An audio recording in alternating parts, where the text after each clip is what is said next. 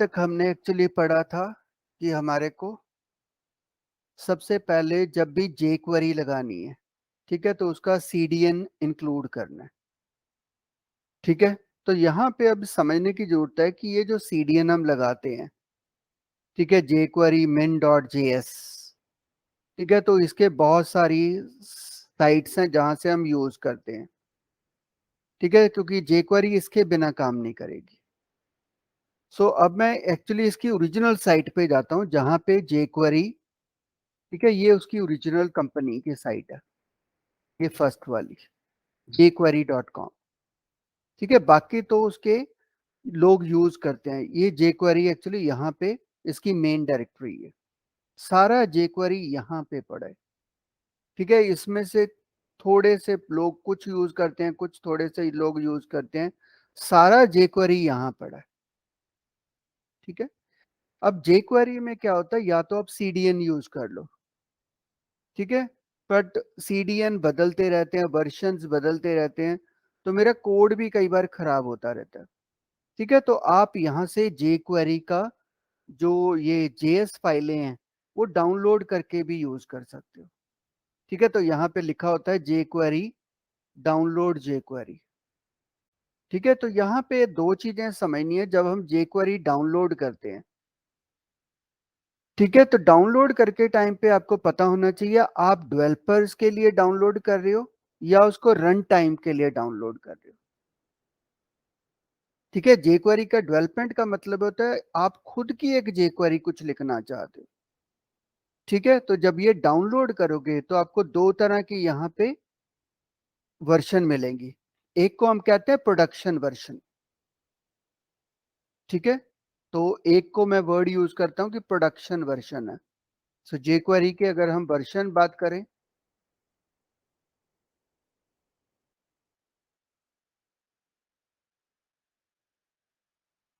For download, तो हम एक को कहते हैं प्रोडक्शन वर्जन है, ठीक है, और दूसरे को हम कहते हैं डेवलपमेंट वर्जन है, ठीक है। ये हमारा दूसरा वर्जन है, दो वर्जन है हमारे पास, ठीक है। अब किसको कौन सा वर्जन यूज करना चाहिए, अगर तो आप उसको वेबसाइट पे यूज करना चाहते हो, ठीक है, आप CDN से नहीं यूज करना चाहते, आप डाउनलोड करके उसको यूज करना चाहते हो, ठीक है, फिर तो यूज प्रोडक्शन वर्जन, क्योंकि ये मिनीफाइड है, छोटी की हुई है हमने, इसका साइज छोटा है, ठीक है। तो जैसे अभी मैं देखो डाउनलोड करके दिखा देता हूँ, ठीक है, ये देखोगे लिखा डाउनलोड द कंप्रेस्ड वर्जन, ठीक है। तो यहाँ से कंप्रेस्ड वर्जन डाउनलोड कर सकते हो। So let me click on the download, तो देखोगे इस तरह मेरे को jQuery दिखाई देगी। इसमें आप इसके अंदर क्या लिखा हुआ है आप पढ़ नहीं सकते, क्योंकि ये हमने कंप्रेस की हुई है, क्योंकि आपको तो इसके अंदर जो फंक्शन बने हैं उनको यूज ही करना है, आपने उनको मॉडिफाई नहीं करना, ठीक है, क्योंकि आप jQuery को यूज करना चाहते हो, तो इसलिए उनके लिए तो हम कहते हैं मिनीफाइड वर्जन यूज कर लो। अब इसमें अगर ये डाउनलोड नहीं होता, गूगल क्रोम खोल देता है, तो कुछ नहीं करना, कंट्रोल A करो, ठीक है, कॉपी करो, अपनी नोटपैड में जाओ, ठीक है, यहाँ पे जाके इसको पेस्ट कर लो, ठीक है, और इसको सेव कर लो, ठीक है। तो अभी मैं यहाँ नवंबर में जाके जैसे नॉर्मल आप JS फाइलें सेव करते हो, तो इसको JS फाइलें सेव कर लो, यहाँ पे कोई भी नाम दे सकते हो, तो मैंने jQuery.js लिख लिया, ठीक है। तो अब ये jQuery मैंने डाउनलोड कर ली है। तो यहाँ पे अब ये ढूंढना बहुत मुश्किल है कि मैंने क्वेरी में क्या लिखा हुआ है।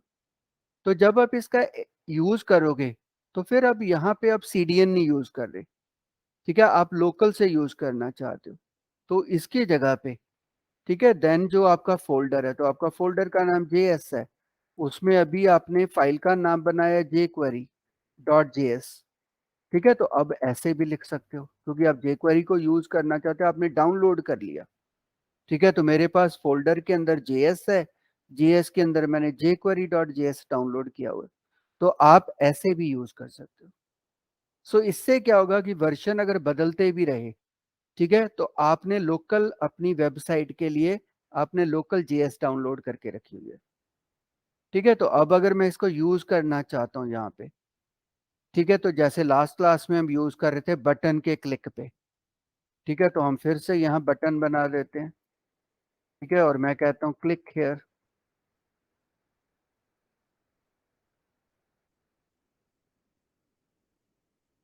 ठीक है? सो मैंने यहाँ पे लिखूँगा अब किसके ऊपर मैंने क्लिक करना है, तो मैं यहाँ पे कहूँगा कि अगर मेरे को बटन पे कोई क्लिक करे,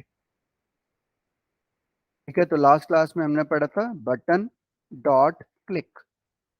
उसके बाद क्या करना है, हमने फंक्शन स्टार्ट करना है, ब्रैकेट लगानी है, कर्ली ब्रेसेस लगानी है, इसका ब्रैकेट बंद कर देना है और यहाँ पे हमारा कोड आएगा। ठीक है? तो अभी मैं जस्ट अलर्ट देना चाहता हूँ, तो मैंने यहाँ पे अलर्ट दे दिया क्लिक। ठीक है? तो आप फेड इन, फेड आउट कुछ भी दे सकते हो। ठीक है? तो मैंने यहाँ पे जस्ट कहा कि बटन, तो मैं तो टेस्ट करना चाहता हूँ जो jQuery मैंने डाउनलोड की है, ठीक है? क्या अभी काम कर रहा है? ठीक है? तो मैंने यहाँ पे जाके इसको रन करने की कोशिश कर रहा हूँ, jQuery को मैंने रन किया, तो मेरे पास क्लिक आ गया। ठीक है? तो क्लिक पे क्लिक किया तो देखोगे jQuery काम कर रहा है। ठीक है? तो आप jQuery को ज़रूरी नहीं है सीडीएन से यूज़ करना है, आप उसकी jQuery की फ़ाइल को डाउनलोड कर सकते हो। जैसे बूटस्ट्रैप में भी है, बूटस्ट्रैप की फ़ाइल को आप डाउनलोड करके भी यूज़ कर सकते हो। ठीक है? तो ये अब मैंने प्रोडक्शन वर्ज़न डाउनलोड किया है। प्रोडक्शन वर्ज़न क्या होता है? कंप्रेस्ड वर्ज़न है। ठीक है? बट jQuery में अगर आप इम्प्रूवमेंट करना चाहते हो, कल आप अपने कुछ जैसे मैंने फेड इन, फेड आउट बना दिया, आप और कुछ सोच के अपनी कोडिंग लिखना चाहते हो, jQuery अपनी उसमें एडिशंस करना चाहते हो, तो वो प्रोडक्शन वर्ज़न में नहीं हो सकती। ठीक है? फिर आपको डेवलपमेंट वर्ज़न चाहिए। तो अभी देखते हैं हम कि इधर से अगर jQuery पे जाके, ठीक है? तो इसको बंद कर देते हैं, डेवलपमेंट में देखते हैं कि ये अनकम्प्रेस्ड है। ठीक है? तो अब मैं यहाँ पे देखो खोलता हूँ इसको, तो आपको पूरा कोड लिखा हुआ दिखाई देगा कि jQuery ने कहाँ पे क्या किया हुआ है। ठीक है? तो आप अगर jQuery के प्रोग्रामर हो, आप अपनी jQuery बनाना चाहते हो, ठीक है? आप अपनी jQuery में कुछ नई एडिशंस करके रिलीज़ करना चाहते हो, देन आपको डेवलपमेंट वर्ज़न की ज़रूरत है। तो ये अनकम्प्रेस्ड वर्ज़न है। ठीक है? तो 2 वर्ज़न्स आपके पास अवेलेबल रहते हैं। एक को हम कहते हैं प्रोडक्शन, प्रोडक्शन ओनली यूज़ कर सकते हो, उसमें ढूँढना बहुत मुश्किल है। जो आपका क्या कहते हैं डेवलपमेंट वर्ज़न है, उसमें आपको सारा लिखा हुआ मिल जाएगा, पूरे कमेंटिंग लिखी हुई है कि कहाँ पे jQuery क्या कर रही है। ठीक है? तो आप उसमें मॉडिफ़ाई भी कर सकते हो। ठीक है? तो इसको भी यूज़ कर सकते हो। बट अगर वेबसाइट डेवलपर हो, तो आपको इसकी ज़रूरत नहीं है, आपको मिनीफाइड वाले की ज़रूरत है। तो यहाँ पे लिखा हुआ है, या तो आप कंप्रेस्ड वर्ज़न डाउनलोड करते हो या अनकंप्रेस्ड वर्ज़न। ठीक है? तो जो कंप्रेस्ड वर्ज़न होता है उसको हम कहते हैं प्रोडक्शन jQuery है, और जो अनकंप्रेस्ड होता है उसको हम कहते हैं डेवलपमेंट jQuery है। ये डिफरेंस है हमारा। ठीक है? क्योंकि डेली jQuery के अंदर नए फंक्शंस आ रहे हैं, ठीक है? आप बैनर्स बनाना चाहते हो, तो उसके लिए आपको अपने कोड लिखने पड़ते हैं। तो अगर आप एक्सपर्ट jQuery हो, तो आप डेवलपमेंट वर्ज़न भी डाउनलोड करके उस पे और मॉडिफ़िकेशन कर सकते हो। ठीक है? बट हमें जो वेब डेवलपर्स हैं, हमें आमतौर पे प्रोडक्शन वर्ज़न की ज़रूरत है। ठीक है? तो you can download simply production version. ठीक है? तो jQuery हर बार ज़रूरी नहीं कि आपको इंटरनेट से सीडीएन लगा के ही यूज़ करनी है। ठीक है? समझ में आ गया यहाँ तक? नाउ अब लास्ट क्लास में हमने पढ़ा था कि किसी भी चीज़ को भी आप फेड आउट कर सकते हो, फेड इन कर सकते हो। तो लास्ट क्लास में अगर आपको याद होगा, मैंने फेड इन, फेड आउट किया था div पे। आज मैं H1 को ये फेड आउट करना चाहता हूँ। ये जो H1 लिखे हैं इनको फेड आउट करना चाहता हूँ। 2, ठीक है? तो आप मेथड का ध्यान रखना है कि हमने मेथड कौन-सा यूज़ करा है। तो फेड तो एक्शन है। तो I should have said fade in, fade out, ठीक है? तो ऐसे लिखना चाहिए था ना मेरे को, फेड आउट करना है। क्योंकि यहाँ पे देखो हमारे पास फेड आउट है। इसलिए जब प्रैक्टिस करोगे तो आपको पता लग जाएगा ऐसा मेथड ही नहीं है। ठीक है? तो अब मैंने इसको फिर से रन किया, ठीक है? फिर से क्लिक कर दिया, ठीक है? तो you can see the text is fed out. ठीक है, तो ये चीज को थोड़ा प्रैक्टिस करना पड़ता है कि आपको इमीडिएट पता लग जाए। फेड तो एक्शन है, उसके मेथड का नाम फेड नहीं है। ठीक है, फेड इन है, फेड आउट है, फेड टॉगल है। ठीक है, तो यहाँ पे अगर हम फेड टॉगल लगा देंगे तो लास्ट क्लास में हमने देखा था एक क्लिक पे वो बंद हो जाता है और दूसरे पे हमारा फिर से आ जाता है। तो अभी एक बार फेड आउट हो जाएगा, ठीक है, और जब दोबारा क्लिक करेंगे तो फिर से आ जाएगा। ठीक है, तो ये लास्ट क्लास में हमने यहाँ तक किया था। Show, hide, fade in, fade to, slide किया था मैंने, स्लाइड अप, स्लाइड डाउन। ठीक है, तो आज मैं चलता हूँ एनिमेशन पे। ठीक है, इस वाले पे एनिमेट का हमने एक्चुअली, अगर याद होगा, सीएसएस में भी किया था मैंने। ठीक है, जहां पे मैंने की फ्रेम्स लगाए थे कि आप की फ्रेम्स डिफाइन कर देते हो, उस पे चीजों को मूव कर लेते हो। ठीक है, तो वही चीज आप एनिमेट यहां भी कर सकते हो। So let us make a one div, ठीक है, जिसके ऊपर हम एनिमेट करना चाहते हैं। तो मैं यहाँ पे फिर से एक डिव बना देता हूँ। ठीक है, उसको आईडी देते हैं D1। तो इस पे लिख देते हैं, ठीक है, हेलो। डिव को क्लोज कर देते हैं। अब इस डिव के ऊपर थोड़ा स्टाइल लगा देते हैं। ठीक है, so we'll put the style tag.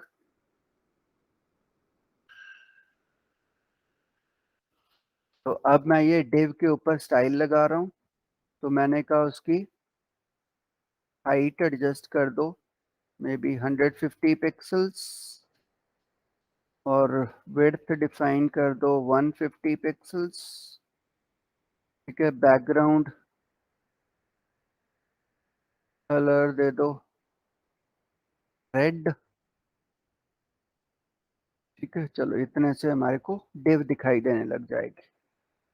तो अभी अगर हम इसको रन करके देखें तो हमारे पास एक डिव आ गई है, ये वाली रेड कलर की। ठीक है, सो अब मैं क्या करना चाहता हूँ, ये जो डिव है इसको मैं एनिमेट करना चाहता हूँ, मूव करना चाहता हूँ टुवर्ड्स राइट। तो ये सीएसएस से भी किया था। ठीक है, अब मैं इसको जेक्वेरी से करना चाहता हूँ। इसको हमने जावास्क्रिप्ट से भी किया था, जहां पे मैं लेफ्ट इसको इंक्रीज कर रहा था। ठीक है, तो वो मेरी वीडियोस में है। तो अब मैं यहाँ पे एक बटन और लगा लेता हूँ, ठीक है, जिसमें हम एनिमेट लगाना स्टार्ट कर देते हैं। सो मैंने यहाँ पे एक बटन और डिफाइन कर देता हूँ। ठीक है, इसको आईडी दे देते हैं, विल से एनिमेट, एनिमेट 1।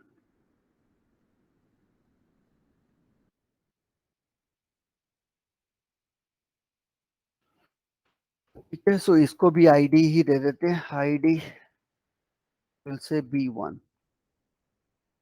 ठीक है, तो जब ये इस पे क्लिक करे तो हम यहाँ पे अब हैश लगा देते हैं। So we can say hash B1।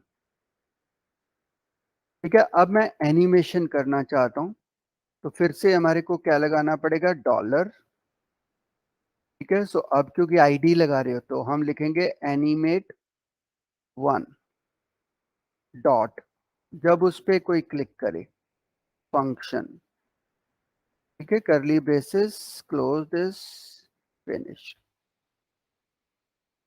Animate कुछ नहीं है, ठीक है, जिसके ऊपर आप एनिमेशन करना चाहते हो। सपोज अभी हम D1 के ऊपर एनिमेट करना चाहते हैं, तो आपने लिखना है $।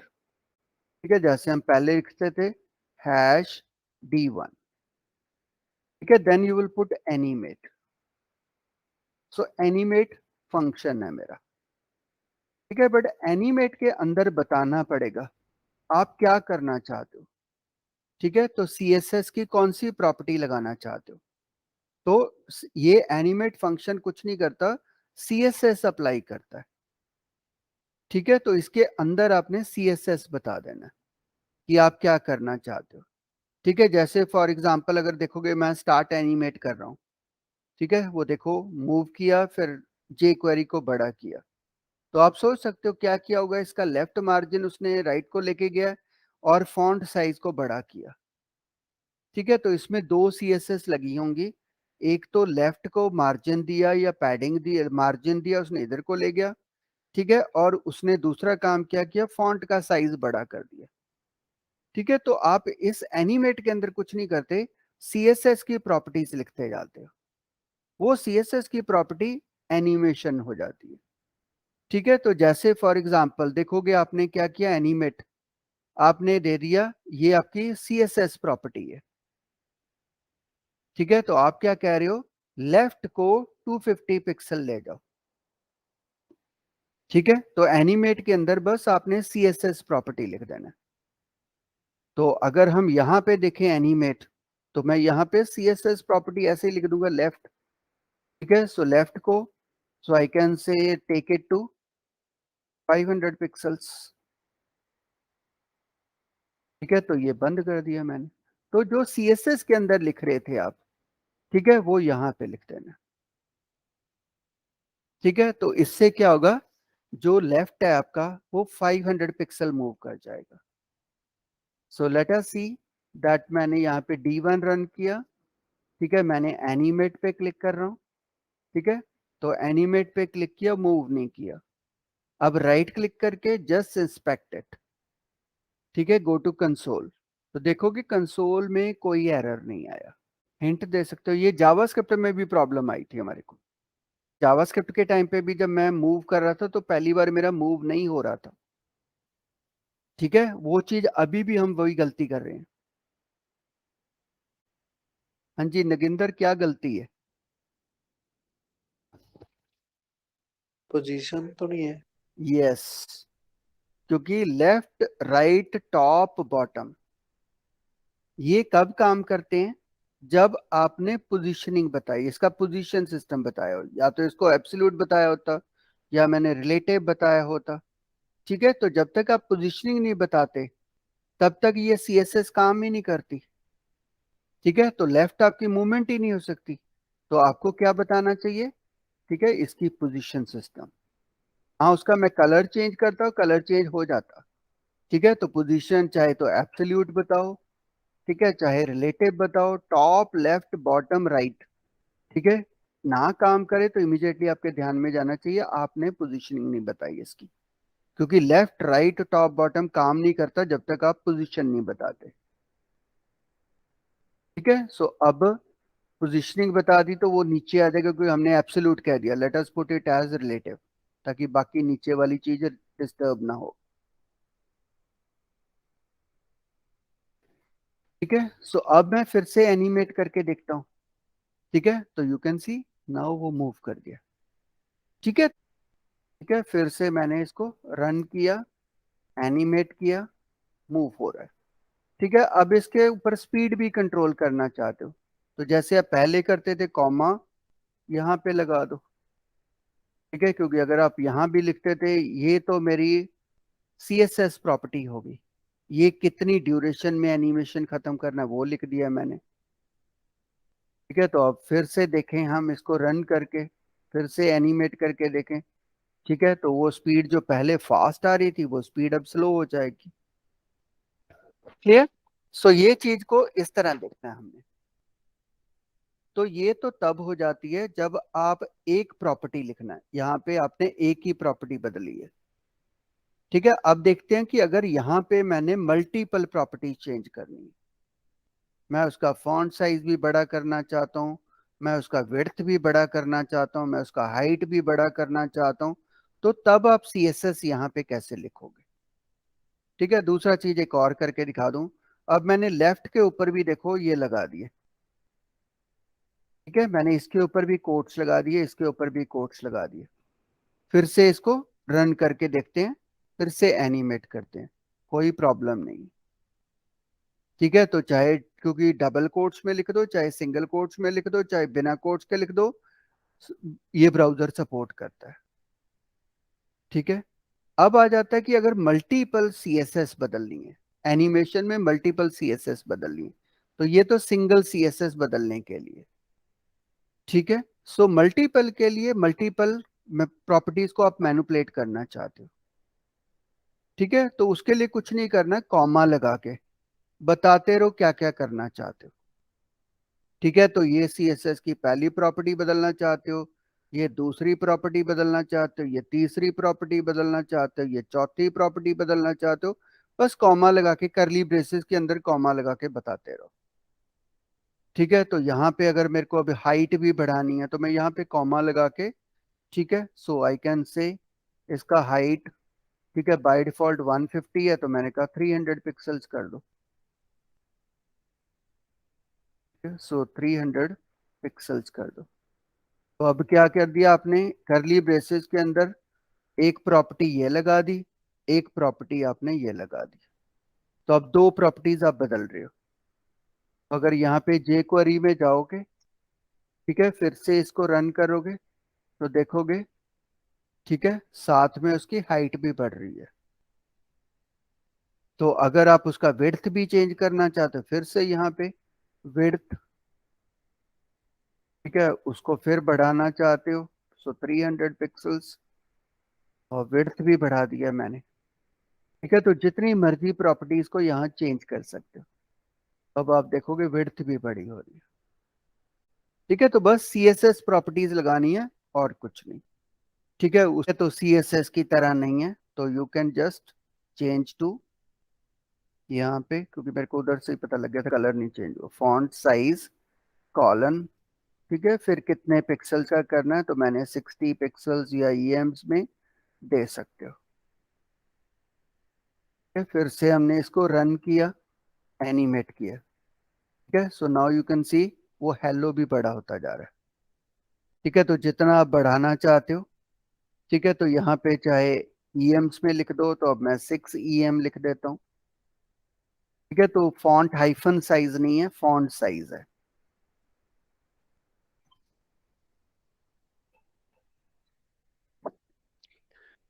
ठीक है, सो फिर से मैंने एनिमेट किया, so now you can see that hello word भी हमारा बड़ा हो गया।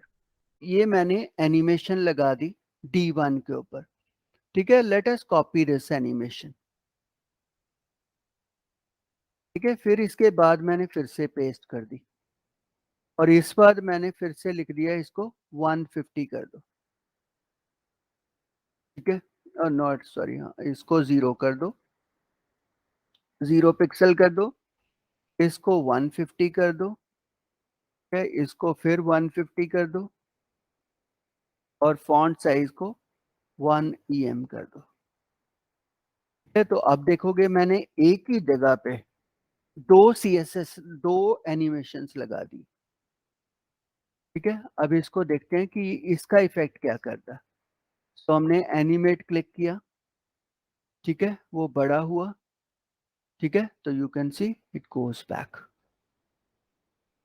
ठीक है, तो कई बार आपको चीजें बड़ी करके बदलते हैं हम बैनर्स, तो उतनी बार आप उसके नीचे लगाते रहो। ठीक है, तो जितने बार मर्जी इसको यूज करते हो, बाद में मैं यहाँ फॉर लूप भी फंसा दूंगा। ठीक है, तो उसमें फॉर लूप भी आ जाएगा। तो अगर फिर से हमने इसको फिर कॉपी कर दिया ये दोनों को, ठीक है, यहाँ पे फिर कॉपी कर दिया, ठीक है, फिर इसने एनिमेट कर दिया, सो यूल फाइंड, ठीक है, वो बड़ा हो रहा है, छोटा हो जाएगा, फिर बड़ा हो जाएगा, बिकॉज जो चीज आप उसके बाद लिखोगे, ठीक है, उसके अकॉर्डिंगली ये एनिमेट करता रहेगा। पर अगर आपको की फ्रेम में भी याद होगा कि हम इसको रोटेट करना चाहते हैं, पहले इधर चला जाए, फिर नीचे चला जाए, फिर इधर को आ जाए, फिर ऊपर को चला जाए। ठीक है, तो वो CSS आपका बेसिकली काम करवाना है। तो आप क्या कर सकते हो, पहले में क्या करो, ठीक है, हम हाइट विड्थ नहीं बढ़ाना चाहते, हम इधर लेके जाना चाहते हैं। सो इधर लेके जाना चाहते हो तो आपको पता है कि आप लेफ्ट को इंक्रीज कर रहे हो। ठीक है, तो यहाँ पे लिख दो कि आप इसको मतलब 1200 पे लेके जाना चाहते हो। ठीक है, तो अब हम हाइट विड्थ कुछ नहीं बदलना चाहते, तो हम ऐसे कर देते हैं। ठीक है, तो अभी मैं टेम्परेरी ये हटा देता हूँ। पहला काम क्या कर रहा हूँ, मैं कह रहा हूँ D1 को एनिमेट करो, लेफ्ट उसका 1200 कर दो। तो जैसे ही आप इसको रन करोगे, इट विल गो 1200 पे। ठीक है, तो वो उधर चला जाएगा। अब इसके बाद आप इसको नीचे को लेके जाना चाहते हो। सो जब नीचे को लेके जाना चाहते हो तो यहाँ पे हमें क्या करना पड़ेगा, अगला स्टेप क्या करना पड़ेगा, टॉप को मूव कर दो। ठीक है, सो टॉप को नीचे को ले जाओ। So you can say top को I can make it 600 pixels कर दो। ठीक है, तो 600 पिक्सल्स जब आप करोगे तो ये पहली बार क्या करेगा, लेफ्ट को जाएगा। ठीक है, फिर वो नीचे को जाएगा। ठीक है, तो जितना भी आप नीचे ले जाना चाहते हो उतना यहाँ पे 400 कर देते हैं, या 400 कर देता हूँ। ठीक है, तो आपने बेसिकली उसको एनिमेट करते टाइम जैसे जावास्क्रिप्ट में कर रहे थे वही चीज यहाँ पे कर लो। ठीक है, उसके बाद आप इसको लेफ्ट को लेके आना चाहते हो तो अंडरस्टूड है, जो आपका लेफ्ट था उसको कॉपी करो, उसके बाद यहाँ पे 0 पिक्सल कर दो। ठीक है, तो वो लेफ्ट को आ जाएगा। उसके बाद आप इसको टॉप पे लेके जाना चाहते हो, इसको फिर कॉपी करो। ठीक है, यहाँ पे जाके टॉप पे ले जाओ, यू कैन से 0 पिक्सल। बस स्टेप्स लिखने हैं। ठीक है, उसके अकॉर्डिंगली आपको एनिमेशन होता रहेगा। ठीक है, तो बेसिक लॉजिक है और कुछ नहीं है। ठीक है, तो कुछ भी कर सकते हो आप। फिर दूसरी पिक्चर आ जाए, तो क्या आप एनिमेट लगाओगे या फेड इन फेड आउट लगाओगे? Fade in fade out. Yes. ठीक है, क्योंकि इस केस में सिंपल आप फोटोज रखो। ठीक है, पहले को क्या करो, सबको दिखा दो, एक एक करके क्या करो, उन सबको फेड इन फेड आउट या स्लाइड डाउन स्लाइड डाउन। ठीक है, तो मैं करके दिखाता हूँ। ठीक है, सो मेरे पास 3 इमेजेस पड़ी हैं, इनको मैं अब एनिमेट करना एक्सक्यूज मी चाहता हूँ। सर। IMG tag SRC। ठीक है, SRC करके मैंने सिंपल उस फाइल का नाम लिख दिया यहाँ पे।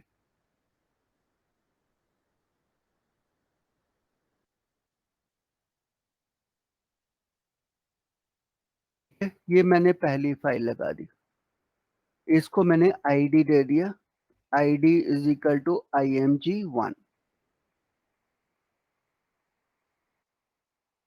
फिर मैंने कॉपी किया, स्लाइडर 2 लगा दिया, इसको दे दिया इमेज 2।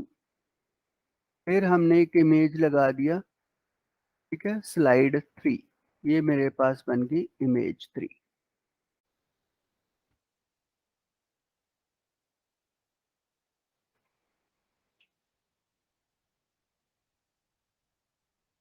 ठीक है, तो ये मेरे पास अब पिक्चर्स इस तरह दिखाई देंगे। ठीक है, ये मेरी पहली पिक्चर है, ये मेरी दूसरी पिक्चर है, ये मेरी तीसरी पिक्चर है।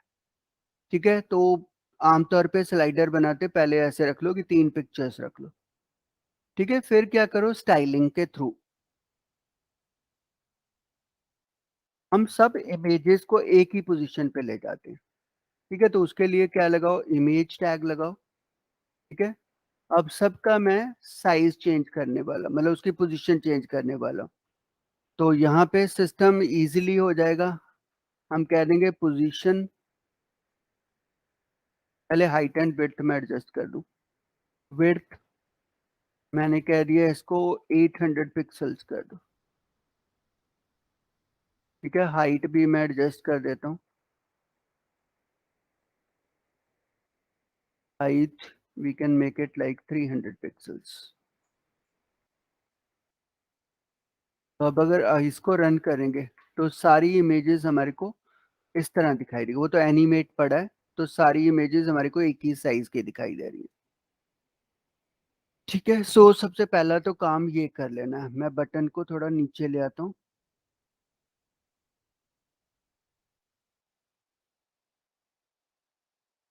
तो अब मेरे पास इमेजेस ऐसे हैं, 3 इमेजेस दिखाई दे रही हैं। अब इनको मैं पोजीशनिंग एक ही जगह पे कर दूंगा, तो मैं लिख दूंगा, ठीक है, पोजीशन,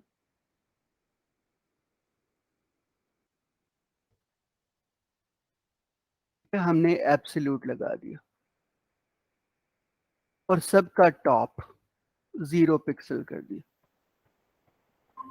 तो इससे क्या होगा, ठीक है, सारी इमेजेस हमारी एक दूसरे के पीछे छिप जाएंगी।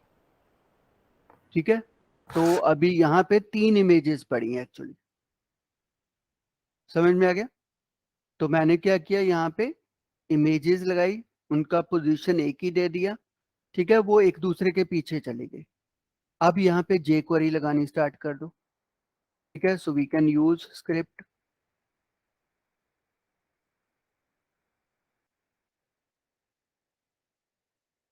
तो स्क्रिप्ट में हम कह देते हैं कि जब यूजर बटन क्लिक करे, ठीक है, तो मैंने फिर से लगाया डॉलर, ठीक है। तो जब एनिमेट हैश एनिमेट को क्लिक करे, एनिमेट 1 को क्लिक करे, तो फंक्शन चल पड़े,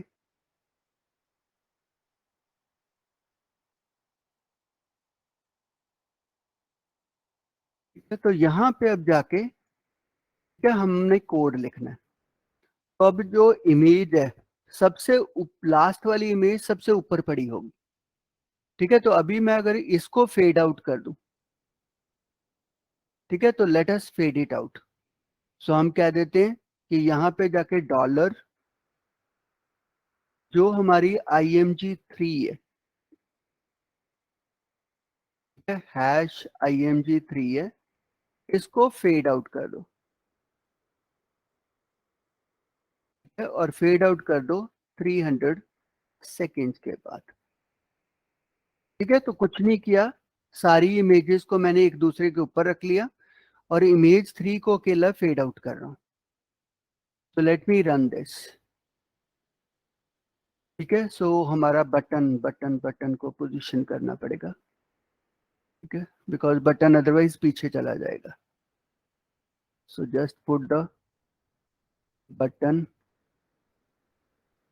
उसको फिर से पोजीशन कर दो, मेक इट रिलेटिव रखना है, रिलेटिव रखना है, एब्सोल्यूट रखना है, एब्सोल्यूट रख लो, फिक्स रखना है, फिक्स रख लो, ठीक है। सो फिक्स रख के मैंने कह दिया उसको राइट में शो कर दो 50 पिक्सल्स पे।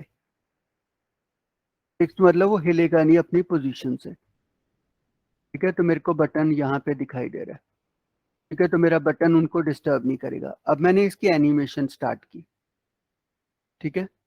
सो देखोगे पहली फोटो हमारी फेड आउट हुई है, ठीक है। अब दूसरी फोटो आप उसको उसके ऊपर दिख रही है, ठीक है। तो अगर हम यही तरीका दूसरी फोटो पे भी लगा दें, इसको थोड़ा और जितना कम करोगे, ठीक है, तो अभी ये हो गया।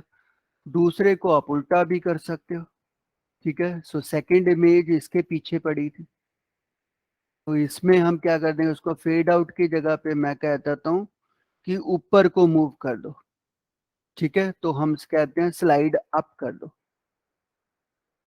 तो अब क्या होगा, ठीक है, हर 5 सेकेंड्स बाद पहली फोटो फेड आउट होगी, दूसरी फोटो स्लाइड अप होगी, तीसरी फोटो फेड आउट हो जाएगी, ठीक है। तो आप देखोगे हमारे पास ऐसे फोटो पड़ेंगे, ठीक है। तो मैंने यहाँ पे एनिमेट ऑन कर दिया, तो वो फेड आउट हो रही है, दूसरी फोटो देखो ऊपर को जा रही है, लास्ट फोटो खत्म हो गई,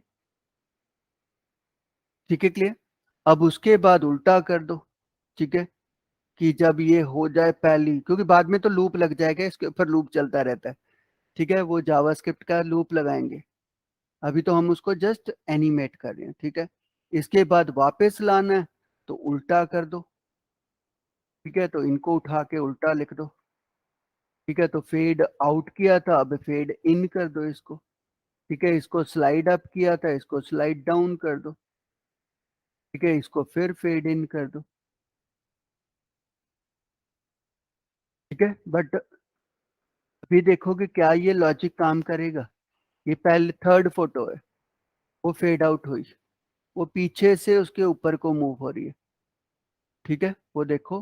अब उसके बाद हमारे पास वही फोटोज फिर आ गई। तो आपको बैनर्स के ऊपर जो इफेक्ट सा दिखाई देता रहता है, ठीक है, वो कुछ नहीं है, वो इस तरह है इफेक्ट, ठीक है। तो थोड़ी देर बाद हम किसी फोटो को ले आते हैं, किसी फोटो को लेफ्ट टू राइट ले जाते हैं, ठीक है, वो आप पे डिपेंडेंट है, ठीक है। तो उससे वो ऐसे लगता है कि वो कुछ एनिमेशन सी हो रही है, ठीक है, उनका सीक्वेंस रखा हुआ और कुछ नहीं है, ठीक है। तो वो चाहे एनिमेट करके ले आओ, चाहे फेड आउट फेड इन करके ले आओ, ठीक है, तो अगर इधर कहीं से आप एनिमेट कर दोगे तो एक को एनिमेट करके राइट साइड को ले जाओ, दूसरे को एनिमेट उसकी, क्योंकि अगर यहाँ पे देखो हम एनिमेट भी लगा देते हैं, हम कहते हैं थर्ड फोटो को एनिमेट करो।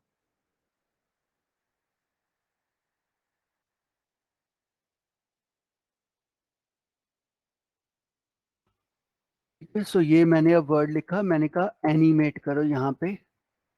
ठीक है, इसको लेफ्ट को ले जाओ, तो हमें पता था कि लेफ्ट लगाते हैं।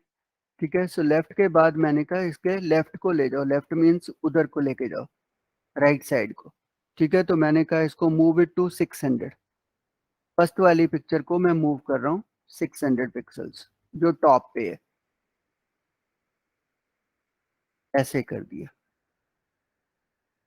इसकी करली ब्रेसेस सिंगल, इसके साथ बिना भी चल जाती है, बट करली ब्रेसेस आदत ही डाल लो। ठीक है, इसको फिर से हमने कह दिया 3 सेकेंड में इसको एनिमेट कर दो। तो अब पहले वाली फोटो को हम फेड आउट नहीं कर रहे। ठीक है, हम उसको लेफ्ट को मूव कर रहे हैं, उसके बाद वो फेड आउट होगी। ठीक है, तो अब ये पहली फोटो राइट को मूव होनी चाहिए। ठीक है, you can see it's moving towards right, वो पीछे वाली एनिमेशन दिखाई दे रही। ठीक है, वो जो आपको राइट को जा रही थी उसको आप फेड आउट कर दो, या उसकी विड्थ भी कम करते रहो। ठीक है, ये जब आपको राइट को जा रही है, ठीक है, तो इसको बाहर निकाल दो ना, बैनर में हम बाहर निकाल देंगे तो ऐसे लगेगा ये बाहर को चली गई। दूसरी फोटो को अंदर को ले आओ। ठीक है, इस तरह भी कर सकते हो। तो ये सब एनिमेशन करने के तरीके हैं आपके पास। ठीक है, तो पहले फोटोज को हिडन रख लेते। ठीक है, बाद में उनको एक एक करके, किसी को लेफ्ट साइड से ले आओ, किसी को राइट साइड से ले आओ, किसी को टॉप से नीचे को ले आओ। ठीक है, तो वो एनिमेशंस बनती जाएंगी। क्लियर? तो अगर मैं देखोगे इसके साथ इसकी विड्थ भी कम करता रहता, मैंने लिख दिया विड्थ इसका 0 पिक्सल्स करते जाओ। ठीक है, मैंने ये 0 पिक्सल कर दिया। तो अब मैं क्या कह रहा हूँ, इसको लेफ्ट को मूव करो और इसकी विड्थ कम करते जाओ। तो पहले इमेज क्या हो रही थी, पूरी राइट साइड को जाती दिख रही थी। ठीक है, अब देखो क्या हो गया, समझ में आ गया? तो ये सब इफेक्ट्स लाने के आपके तरीके पता होने चाहिए। ठीक है, अगर हम हाइट को कर देते, ठीक है, हाइट को ये कर दोगे, ठीक है, तो वो जो इकट्ठी सी हुई थी वो अब ऊपर से नीचे को हो जाएगी। ठीक है, वो इस तरह चली जाएगी। तो कोई भी वे में आप उधर फोटोज लगा के, पिक्चर्स को लगा के एनिमेट कर सकते हो। तो एक के हम एक बटन यहाँ लगा देते हैं।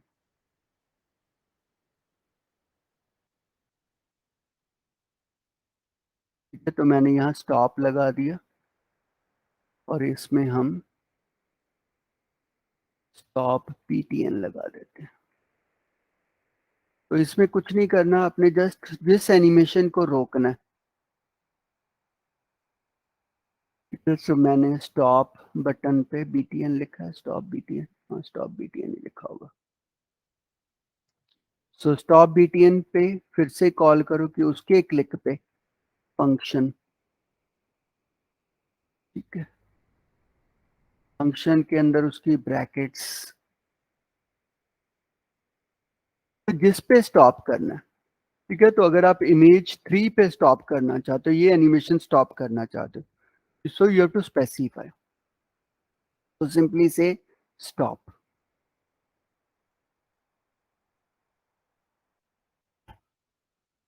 अब दो बटन हैं, एक एनिमेट एक स्टॉप है। ठीक है, वो एक ही पोजीशन पे पड़े हैं इसलिए आपको लग रहे हैं। ठीक है, तो यहाँ पे या तो उसको थोड़ा सा CSS में जाके ठीक कर दो, तो इसको ये पोजीशन रहने दो। ठीक है, दूसरे वाले को, स्टॉप वाले को यू कैन से स्टॉप, सो स्टॉप को जस्ट से टॉप से 200 पिक्सल्स,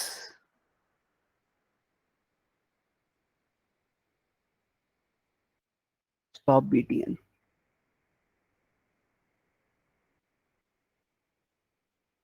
तो स्टॉप BTN को मैं थोड़ा नीचे लेके जा रहा हूँ, तो ये मेरा एनिमेट है, ये स्टॉप है। ठीक है, तो मैंने, ठीक है, फिर उसका करली ब्रेसेस आता है, फिर करली ब्रेसेस बंद। तो कहीं भी जावास्क्रिप्ट में प्रॉब्लम होगी दूसरी क्वेरी, तो इंस्पेक्ट करके पहले चेक कर लिया करो कि कोई एरर तो नहीं है। अब कोई एरर नहीं है, ठीक है, तो animate you can stop. So you can see वो एनिमेशन स्टॉप हो जाएगी जिसके ऊपर आपने स्टॉप लगाया। अदरवाइज ब्रैकेट में से स्टॉप ऑल। ठीक है, अगर सारी बंद करना चाहते हो तो आपके पास यहाँ ऑप्शन है स्टॉप ऑल, ये कमांड दे दो।